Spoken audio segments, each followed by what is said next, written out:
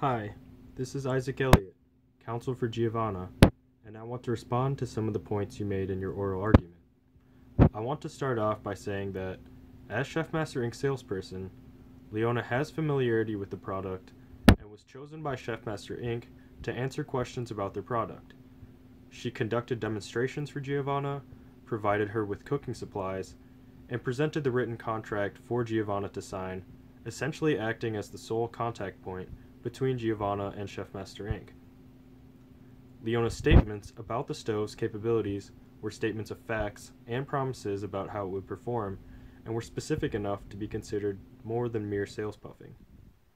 When Leona stated that the stove was elegant, she was not speaking about its aesthetic quality, but rather its versatile capabilities.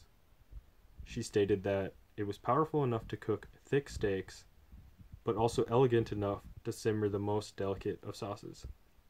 She is speaking about the stove's ability to simmer sauces with even very high levels of cream, oil, or other ingredients that could contribute to a sauce being considered delicate in the cooking industry.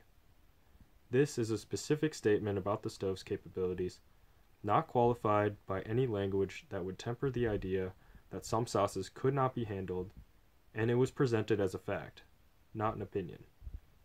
All of this would weigh heavily towards these statements being considered more than mere sales puffing. All of Leona's words and actions gave the impression that she was an expert in cooking, and the stove in particular, and she did nothing to indicate that she knew very little about cooking, and had only ever used ragu, as you stated. Giovanna's main concern was that the stove would not be able to handle delicate sauces. The white sauce that Leona simmered in the stove was described as a delicate sauce. Leona also said that there would be no problem with the stove's ability to handle the delicate sauces that Giovanna had just talked about. Leona's demonstration with the delicate sauce and her assurances about the stove's ability to handle any delicate sauce without a problem all led to Giovanna believing that there would be no issues regarding the stove's ability to prepare the necessary dishes at her restaurant. Leona's statement that the stove could handle the delicate sauces Giovanna aimed to prepare was a promise about its abilities that Giovanna accepted, leading her to sign an agreement to purchase it. This promise, along with her previous statement of fact about its qualities, formed the basis of this contract with Chefmaster Inc., because Giovanna never would have purchased the stove if she would have known it was incapable of preparing the sauces she needed to prepare. If not for her reliance on Leona's statements, no bargain would have been reached.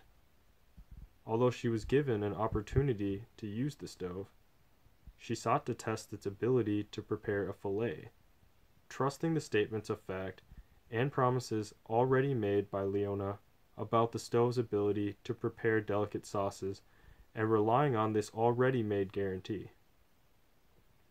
Therefore, Giovanna needs more than simply an upgrade in a stove for which she has to pay the difference in value, and she respectfully requests that Chefmaster Inc. assume the costs that she has incurred from the incidental and consequential damages caused by Chefmaster Inc.'s breach of these express warranties of quality. Thank you.